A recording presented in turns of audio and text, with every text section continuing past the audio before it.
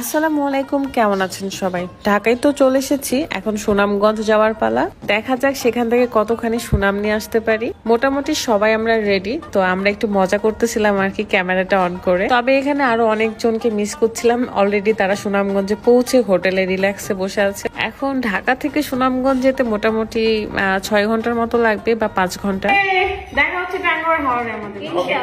ইচ্ছে মতো মজা করলাম, তারপরে বের হয়ে যাচ্ছি সবাই। এদিকে রুকাইয়া মশা মারার র্যাকেটটা নিয়েছে, সে এটা কোনো মতোই ছাড়বে না। দেরি না করে সবাই যে যার লাগেজ নিয়ে বের হয়ে পড়ি। এন্ড আজকে পুরো রাস্তাটা ভাইয়াই ড্রাইভ করবে। এর আগেও আমি ভাইয়ার গাড়িতে সাজেক থেকে ঢাকা এসেছি, এন্ড আবারও ঢাকা থেকে সুনামগঞ্জ যাব। তো ভাইয়া অনেক বেশি লং ট্যুর পছন্দ করে, সে নিজেই ড্রাইভ করে। মাশাআল্লাহ, ভাইয়ার অনেক বেশি অভিজ্ঞতা এই ব্যাপারে। আর আমার মেয়েটা যেখানে বালি পায় সেখানে খেলতে নেমে পড়ে। যাই হোক, রুকাইয়াকে ভুলে ভালে হাত পা পরিষ্কার করে গাড়িতে উঠালাম। এন্ড আমরা অনেক বেশি এক্সাইটেড, আর যারা সুনামগঞ্জ অলরেডি পৌঁছে গেছে তাদের সাথে মিট করানোও এক্সাইটেড। মোটামুটি 3 ঘন্টা পর একটা পেট্রোল পাম্পে দাঁড়ায়, সেখানে ভাইয়া তাদের কাজগুলো করতেছিল, তেল নিচ্ছিল। আর এদিকে রুকাইয়া মাটি পেয়ে আবারও সেই খেলাধুলা করতে লাগছে। টুক করে আমি একটা টিকটকও করে নিলাম। দেখেন, রুকাইয়া আর ফারাজকে খুঁজেই পাওয়া যাচ্ছে না, তারা মনে হচ্ছে কত খুশি এই মাটিগুলো পেয়ে। আমরাও খুব একটা বারণ করিনি, কারণ বাচ্চা মানুষ মাটি নিয়ে তো খেলাধুলা করবেই। আর আমার পেট্রোল পাম্পটা বেশ সুন্দর লেগেছে। এর মধ্যে রাস্তার বিভিন্ন জায়গায় এরকম পানি জমেছিল, যেটা দেখে আমি তো অবাক হয়েছি এবং ভয়ও করছিল যে রাস্তার কোথায় কি আছে, বোঝাও যাচ্ছে না ঠিক মতো। আল্লাহর রহমতে ভাইয়া পুরো রাস্তাটাই সুন্দর করে ড্রাইভ করেছে।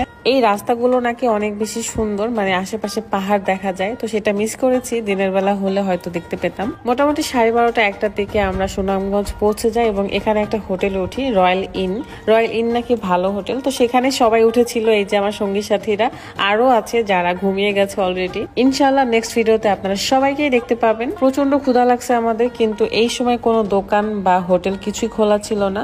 কিন্তু পরে শুনি তৃষার কাছে ভাত তরকারি ছিল, কারণ সে খাওয়া বাদ দিয়ে হোটেল থেকে নিয়ে এসেছে। যেহেতু সকাল অবধি আমরা থাকবো, তাই 2টা রুম আলাদা ভাবে নিয়ে নি। ছেলেরা নিচে শুবে, মানে রাত আর ফাইম ভাইয়া নিচে শুবে, আমি মুস্কান ফারাজ আর রুকাইয়া উপরে শুবো। আর সবার আলাদা আলাদা রুম, জাস্ট সকাল অবধি থাকবো আমরা। আমার টায়ার্ডনেসটা কাটানোর জন্য 1 কাপ চায়ের খুব দরকার ছিল, সেটা আমি পেয়ে যাই। সবাই মিলে একসাথে থাকলে যা হয়, আমরা সবসময় হাসি ঠাট্টা মজা গল্প করতেই থাকি। আপনাদের পছন্দের তৃষা আপু কখনোই আমাদের মুখ হাফ করে থাকতে দেয় না, মানে সবসময় আমাদেরকে হাসাবে। যাই হোক, যেহেতু ক্ষুধার্ত ছিলাম, তাই তৃষার ঘর থেকে খাবার নিয়ে এসে সবাই মিলে একসাথে খাওয়া দাওয়া করি। আপনাদের সাথে নেক্সট ডে টাঙ্গুয়ার হাওরে দেখা হয়ে যাবে। এন্ড সবাই মিলে অনেক বেশি বেশি দোয়া করবেন, যাতে করে সব বিপদ আপদ থেকে আমরা মুক্ত থাকতে পারি এবং সবসময়ের জন্য সেফ থাকতে পারি, আর ঠিক মতো আবার বাসায় ব্যাক করতে পারি। আরো একজন কাপল আছে যাদেরকে আপনারা নেক্সট ভিডিওতে দেখতে পাবেন। আজকে ভিডিওতে আর তাদের দেখালাম না, কারণ তারা ঘুমিয়ে গেছে। মোটামুটি এখন 3টা বাজে, তাই তাড়াতাড়ি করে খাওয়া দাওয়া শেষ করে ঘুমাতে যাব, কারণ সকাল সকাল উঠতে হবে, অনেক কাজ আছে।